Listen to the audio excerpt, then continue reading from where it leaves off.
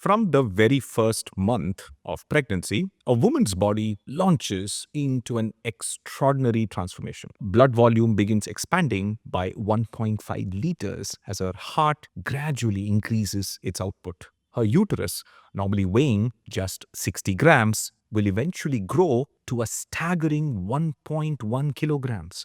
By week 4, her resting metabolic rate has already increased by 60 calories per day to support the developing embryo, which at this stage is just 2 millimeters long, smaller than a grain of rice. Meanwhile, her core body temperature has risen by zero point 0.3 degrees Celsius and her blood vessels have begun expanding by up to 30%, a process requiring her heart to beat an additional 15 times per minute, moving through vessels that will eventually stretch an extra 60 kilometers in total length to support her growing baby. By month 4, her blood volume reaches 5.6 liters, a 45% increase, requiring her heart to pump an additional 2 liters per minute. The growing fetus now demands 84 calories extra per day, rising to 287 calories by the final trimester. Her abdominal muscles stretch by 50%, while her uterus expands to 500 times its original volume. The hormone relaxin loses her ligaments, widening her pelvis by up to 10 millimeters for delivery. During labor, her uterus generates an astounding 450 newtons of force per contraction, equivalent to lifting 45 kilograms, occurring every 2 to 3 minutes for hours. Her cervix dilates to 10 centimeters while her pelvis shifts to create a 28% larger birth canal. She'll spend about 597 calories during active labor alone, comparable to running a half marathon.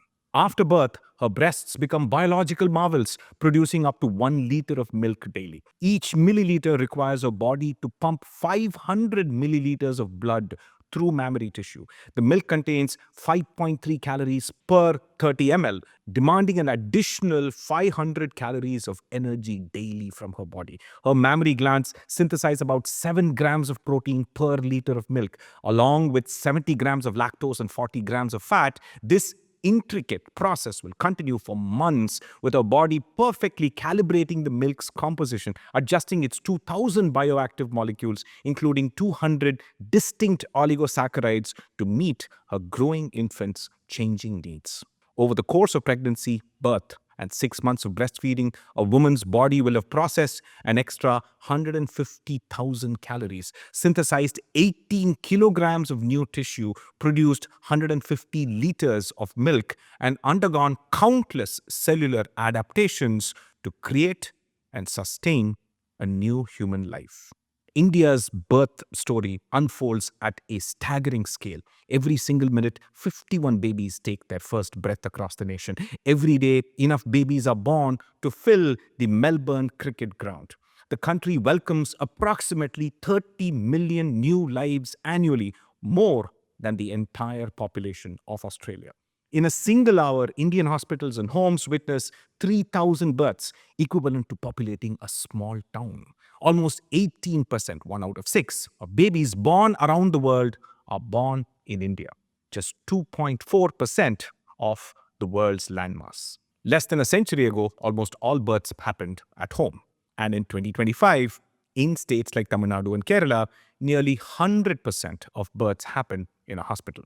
And this is a good thing. States where more births happen under medical supervision have much lower infant and maternal mortality than states where they don't. Every day on my Instagram messages and YouTube comments, I get thousands of questions from young mothers about childhood nutrition. Questions about breastfeeding, questions about when to wean a baby, what to feed a baby after weaning, and so on. So I decided that I had to bring on an expert to answer these questions and clear the many myths that surround a topic that to every family, because it involves tiny human beings, is the single most important set of doubts they will ever have. So I spoke to Dr. Lalitha Krishnan. A very good day to all viewers.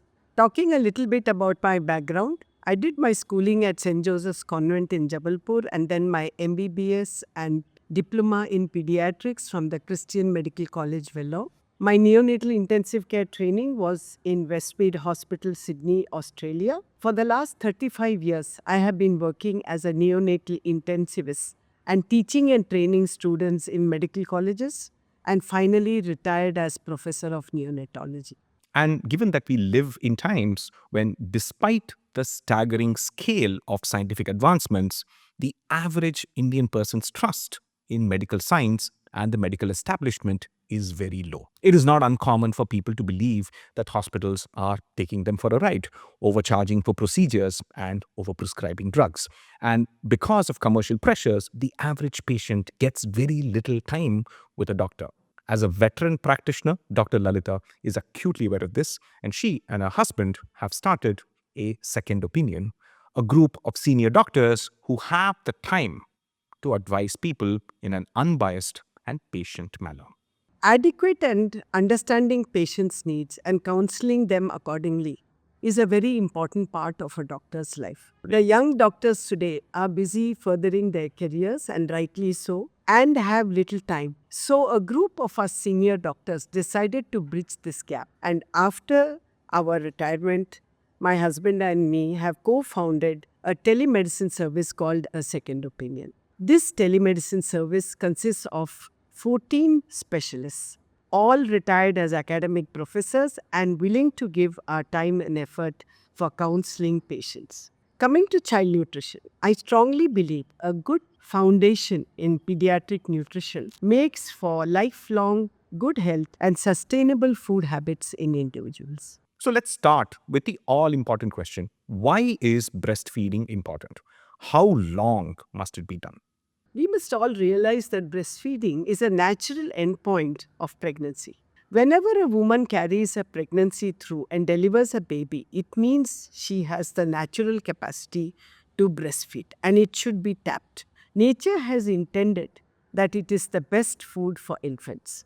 Now, breastfeeding starts with the first sip that the baby takes in the form of colostrum and ends when the mother decides to stop breastfeeding.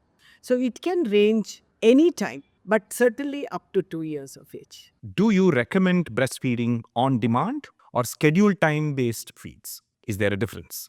Breastfeeding on demand is the default option. It is only natural that when a baby cries for milk, the mother feels her milk is coming in and she will want to feed. Now, many mothers are advised at discharge from hospital that the breastfeeding should be timed. That is very well for small preterm babies or babies who are sick. But for a normal term baby who goes home after discharge, if we recommend timed breastfeeding, what happens is the parents are in a dilemma. If the time is up and the baby is sleeping, now the dilemma is, should you wake up the baby and feed, or let the baby sleep and then feed when the baby wakes up? Now remember, when a baby is sleeping, he's secreting growth hormones and he's growing actually. So good sleep is very important. So it makes sense that we have demand breastfeeding.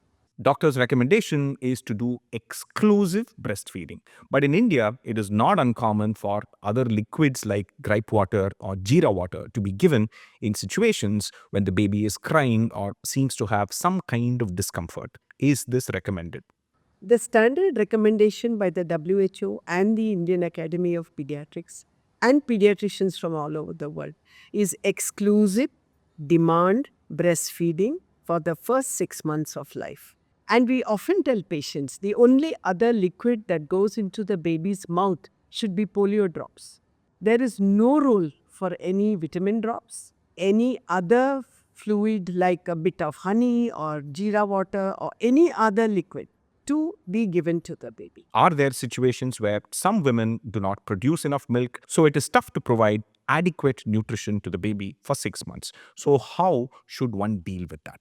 Now, this is a very tricky question actually. Who decides there is not enough milk? So, the commonest reason that studies have shown for discontinuing breastfeeding is not enough milk. Now, not enough milk decided by the mother, grandmother, or somebody else in the family just because the baby is crying, and then you say, okay, you don't have enough milk.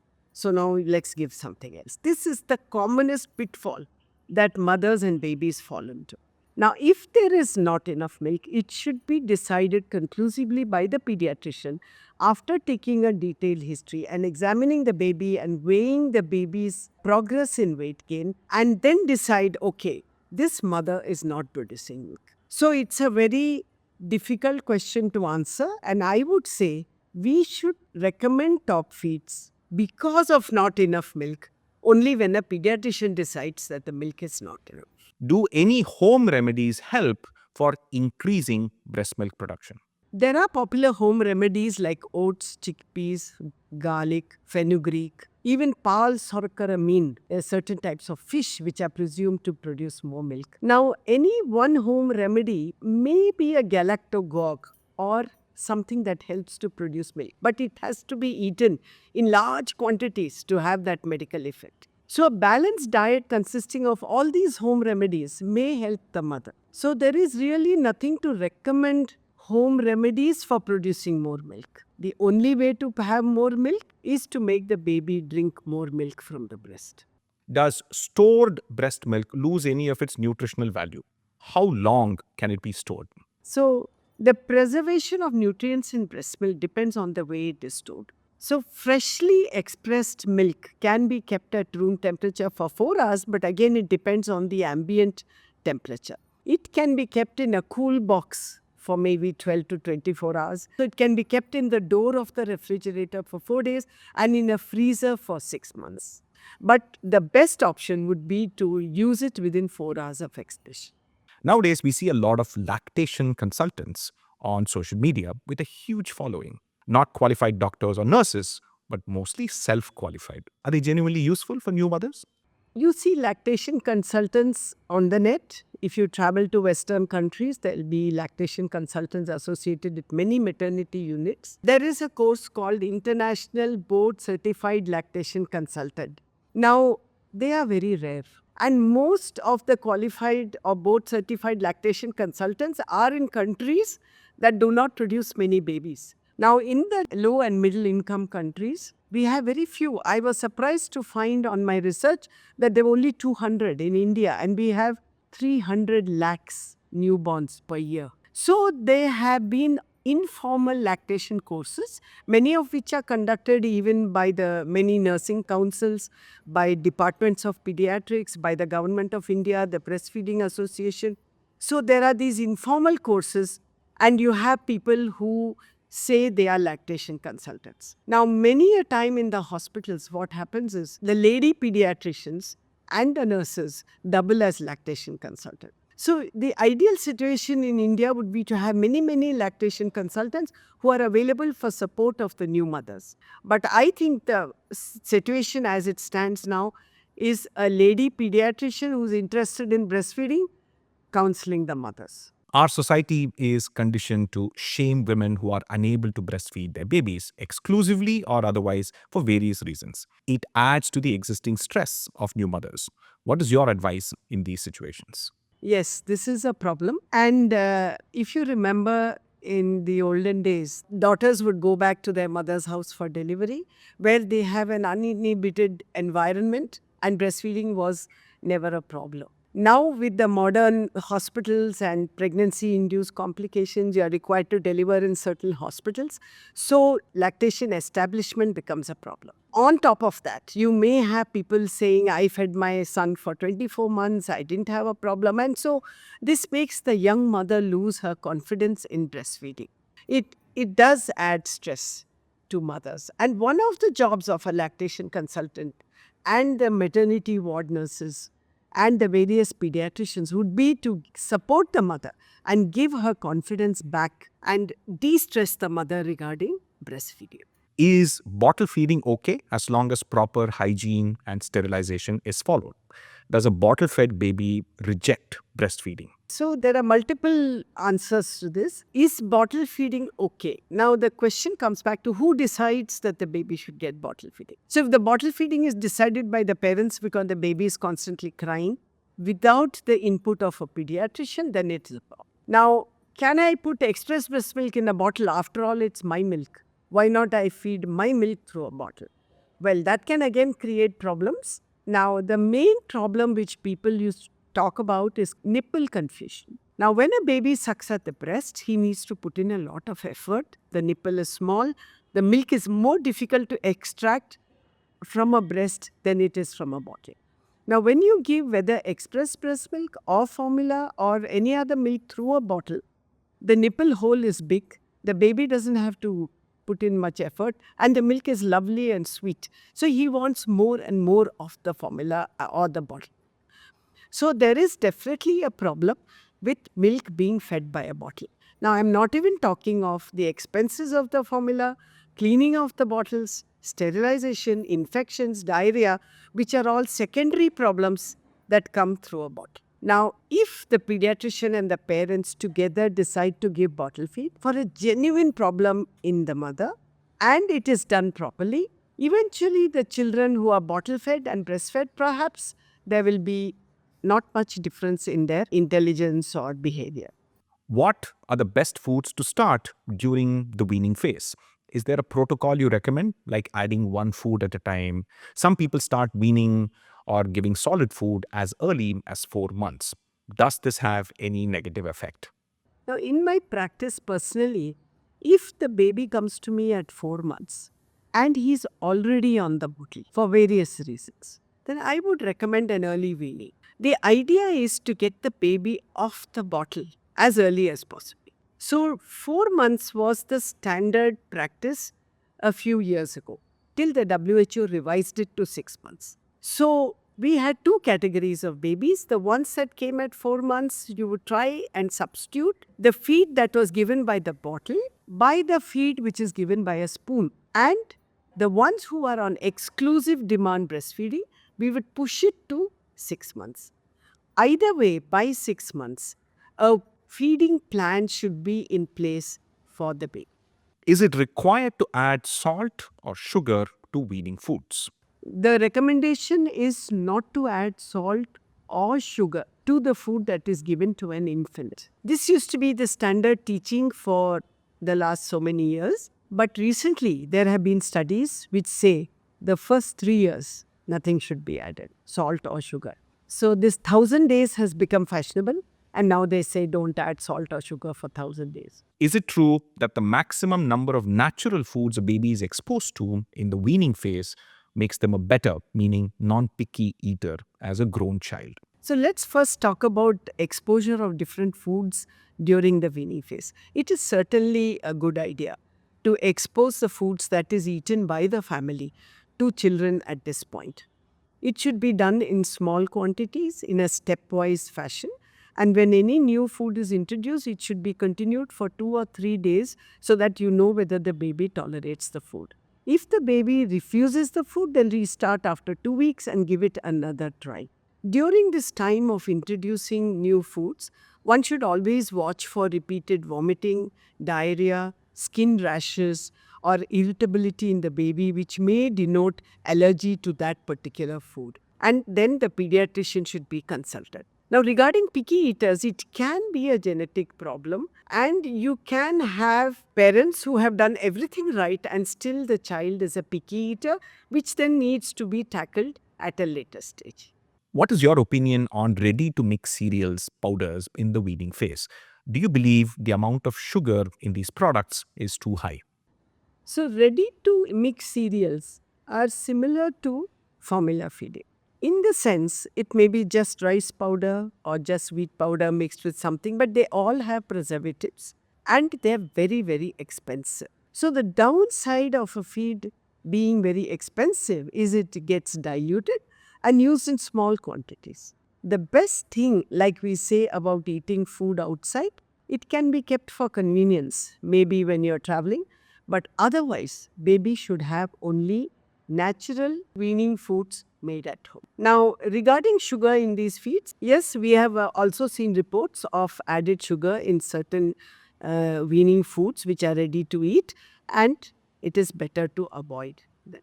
There is fear-mongering and demonizing formula milk and external supplements. How safe is it for the baby to have formula milk? There are two types of milk other than breast milk which we feed babies. One is animal milk, the other one is formula. Now, in many people's minds, animal milk is okay compared to formula. They even go to the extent of telling us, which in Tamil we say, Ore mattupal. So they think if the same cow gives the milk, it's better than formula. Now, what we have to remember in animal milks is they are high in a protein that is indigestible. Secondly, they are high in minerals. And it is difficult for an infant's kidney to excrete these minerals. So, the recommendation is that at least till 1 year of age, when the kidney is still developing and growing, it is better to avoid all forms of animal milk, which is cow, goat, donkey, etc. Now, formula milk, though expensive, is humanized. That means so much research has gone into formula milk that it has been made nearly similar in composition to breast milk. So, between the two, probably formula is safer composition wise to give the baby. Now, both milks have to be given by a bottle or an external source other than the breast. And that is where our objection is as pediatricians. Is it okay to replace some feeds with cow's milk in the weaning phase, diluted or whole, full cream or told? We do not recommend actually cow's milk till 1 year of age. So, in the weaning phase, which should be between 6 to 9 months, it is better to avoid animal milks. One word about packet milk, which are toned milks, they are not recommended for infants. In summary, what are the advantages of breastfeeding for both mother and the baby? The advantages of breastfeeding are adequate and appropriate nutrition, reduced infections, building up of immunity in the baby, a healthy weight gain, and improved cognition. It immediately after the delivery of the baby, if the baby is put to breast, even before cutting the umbilical cord, and the baby suckles at the breast at that point, it helps the mother's uterus to contract and prevents postpartum bleeding. Breastfeeding also helps with reducing depression in the postpartum period. So it affords protection for the mother from hypertension, arthritis, heart diseases, and breast and ovarian cancer.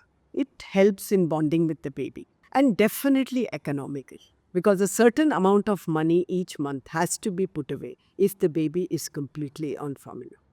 After I asked her these questions that many of you sent me in the YouTube community section, I asked her some broader questions that I did not share upfront so that we could have a more unrehearsed conversation. Doctor wanted your opinion on how you have seen the very basic mammalian act of giving birth and taking care of a child, the very human act we've done for millennia. In the technological world, particularly in this previous generation, you have seen change from something that a girl would go to her mother's house and be surrounded by familiar people and go through this, to basically a woman living alone in an urban environment with social media as the only guide. Do you see problems that when you speak to young mothers, what is this doing to their mental health and things like that? Yes, a very, very valid question. Today, the girls have spread out their wings.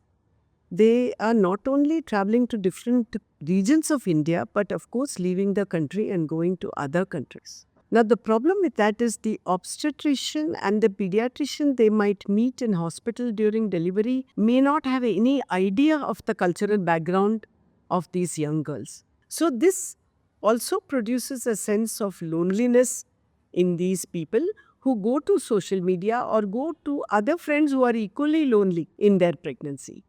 So I find that they should reach out for counseling, because after delivery, when the problems are more frustrating, because when you're pregnant, you're surrounded by people, there are functions, you go out, you have baby shower parties, everything is great. But after delivery, you are alone. There is this young husband of yours who really has no clue. And then you're left with the baby, and you're supposed to look after the baby, breastfeed the baby, do everything else, including housework. And that takes a toll on all these young girls. So I see a sea change in the last 20 years.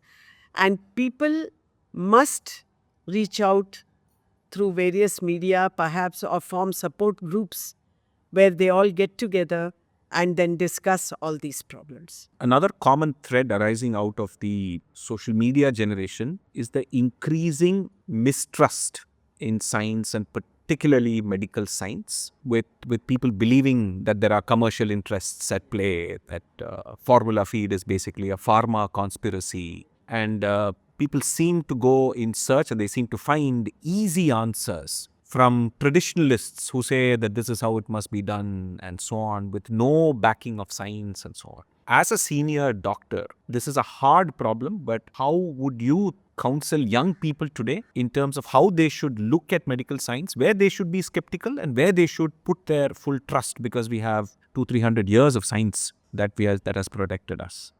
Very interesting question, because it makes us all think, including seniors like us as traditional so-called allopathic doctors who have been trained in the science. And yes, the response to any illness or perceived illness is going to Google.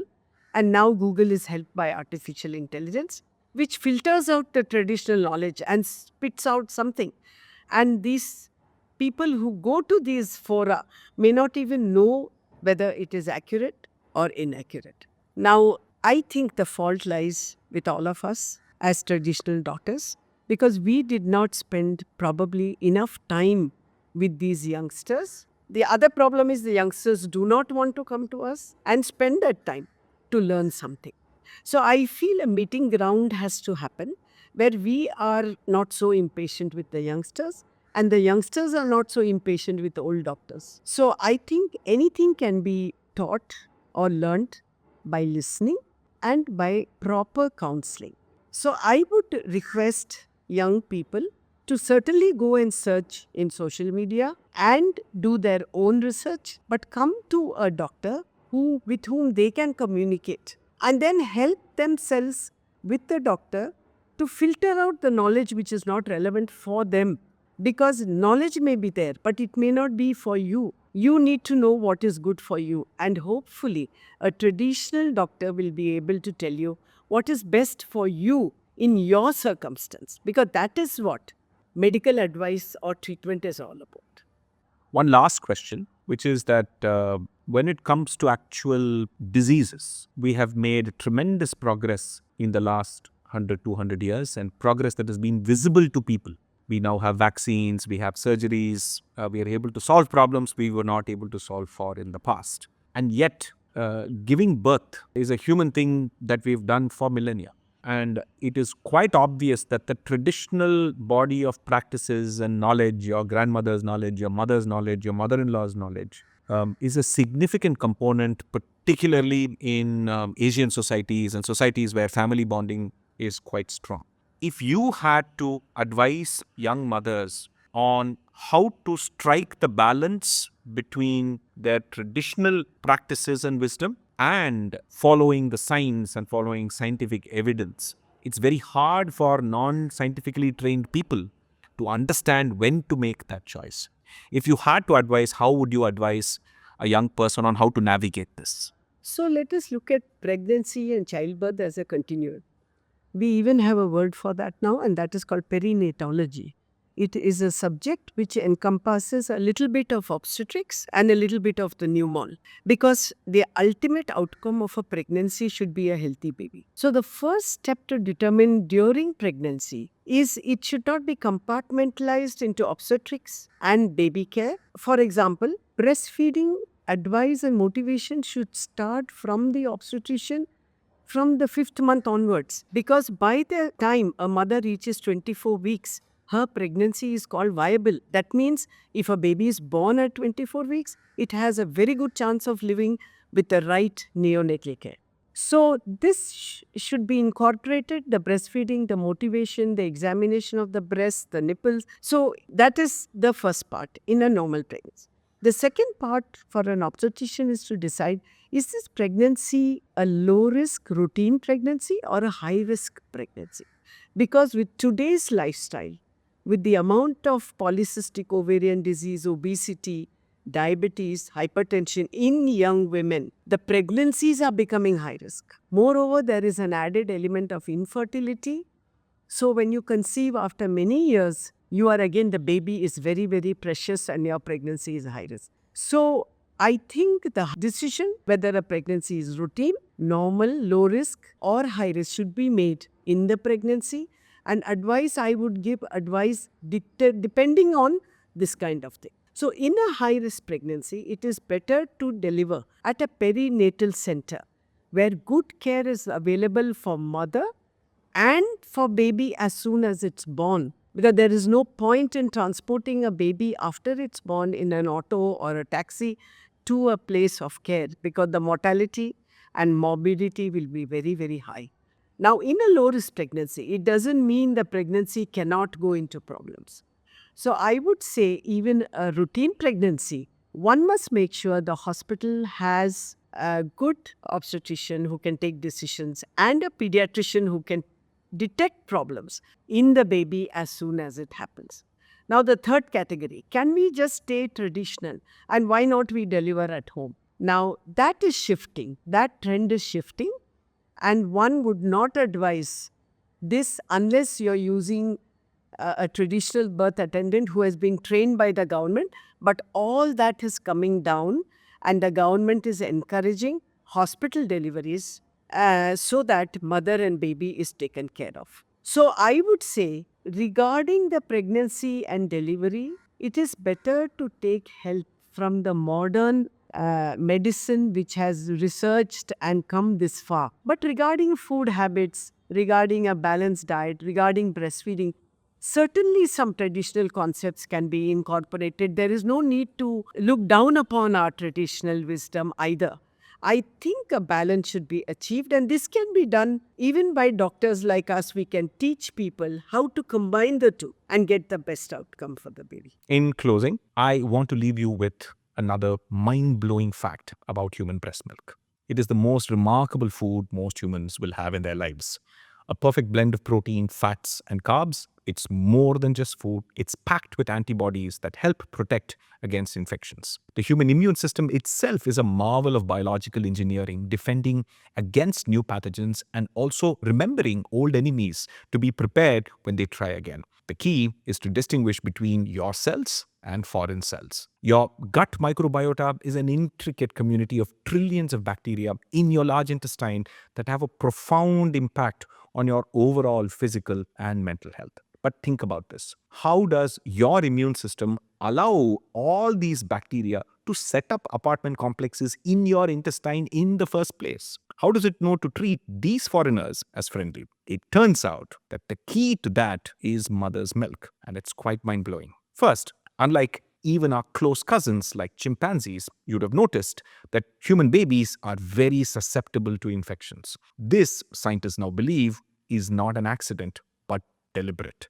The immune system is deliberately suppressed so that the right bacteria have an opportunity to apply for a gut visa. And then mother's milk has hundreds of oligosaccharides I spoke about at the start of this video. Carbohydrates that the baby cannot digest, but turn out to be perfect food for a particular kind of bifidobacteria that in turn help build the baby's immune system, which then ensures that it does not see these guys as enemies. Every single day, young mothers in India collectively burn 13 billion additional calories, equivalent to the energy needed to power 15.6 million homes for a day, just to produce the only food that genuinely deserves the label of superfood, a perfectly personalized superfood for the future of India.